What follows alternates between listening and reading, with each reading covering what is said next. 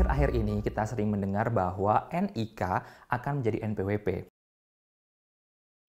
Ketika diterima di sebuah instansi atau perusahaan, seringkali karyawan ditanya, "Sudah punya NPWP belum?"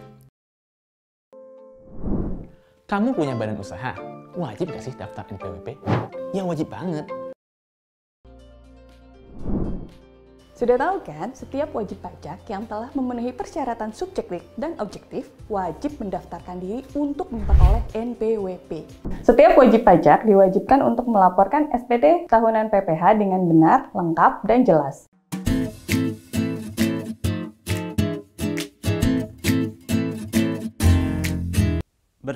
Bersajak singkatan dari belajar santai tentang pajak. Konten ini adalah pengembangan dari Instagram saya, One Day One Information, yang sudah jalan.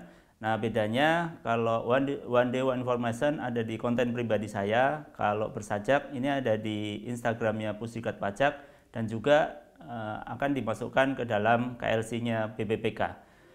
Nah, bersajak ini timbul karena adanya saran dan masukan dari peserta pelatihan, terutama e-learning. Mereka menganggap bahwa konten ataupun video yang ada di e-learning ataupun di KLC itu dirasa kurang menarik. Hal ini tidak dapat kita pungkiri karena peserta pelatihan banyak yang dari generasi milenial.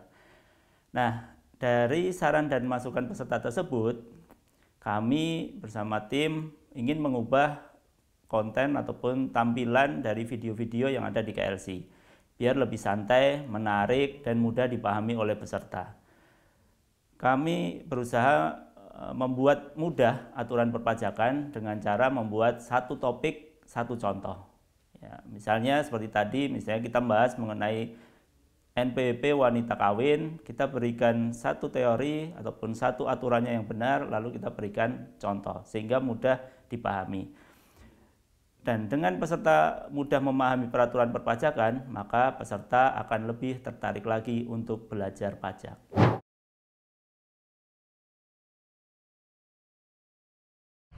Kalau tadi kita membahas saran dan masukan dari peserta e-learning, nah untuk peserta PJJ ini juga memberikan saran dan masukan terkait PJJ tersebut.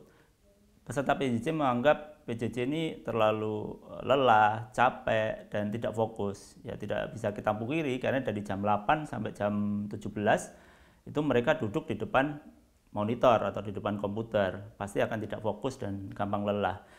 Nah, mereka akhirnya tidak bisa memahami aturan perpajakan dengan baik ataupun materi-materi yang kita sampaikan dengan baik. Nah, dengan adanya hal tersebut, saran dan masukan dari peserta, kami saat ini lebih memberikan porsi pelatihan itu 10% teori dan 90%-nya studi kasus. Studi kasus kita berikan contoh-contoh kasus yang saya kumpulkan dari peserta pelatihan sebelumnya yang mereka menyampaikan pertanyaan ataupun sharing, dan juga dari putusan pengadilan, baik di putusan pengadilan pajak, pengadilan negeri ataupun PT UN terkait dengan perpajakan.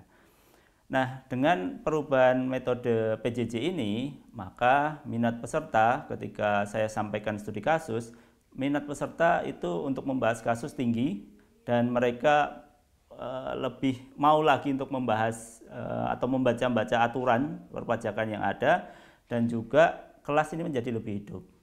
Dan kadang bahkan sampai overtime kalau sekarang, yang dulunya mereka merasa lelah, capek, waktunya dirasa cukup lama. Kalau sekarang malah PJJ ini biasanya kalau pembahasan kasus lebih overtime lagi. Akhir-akhir ini kita sering mendengar bahwa NIK akan menjadi NPWP. Ketika diterima di sebuah instansi atau perusahaan, seringkali karyawan ditanya, "Sudah punya NPWP belum?" Kamu punya badan usaha, wajib gak sih daftar NPWP? Ya wajib banget. Sudah tahu kan, setiap wajib pajak yang telah memenuhi persyaratan subjektif dan objektif wajib mendaftarkan diri untuk memperoleh NPWP. Setiap wajib pajak diwajibkan untuk melaporkan SPT tahunan PPh dengan benar, lengkap, dan jelas.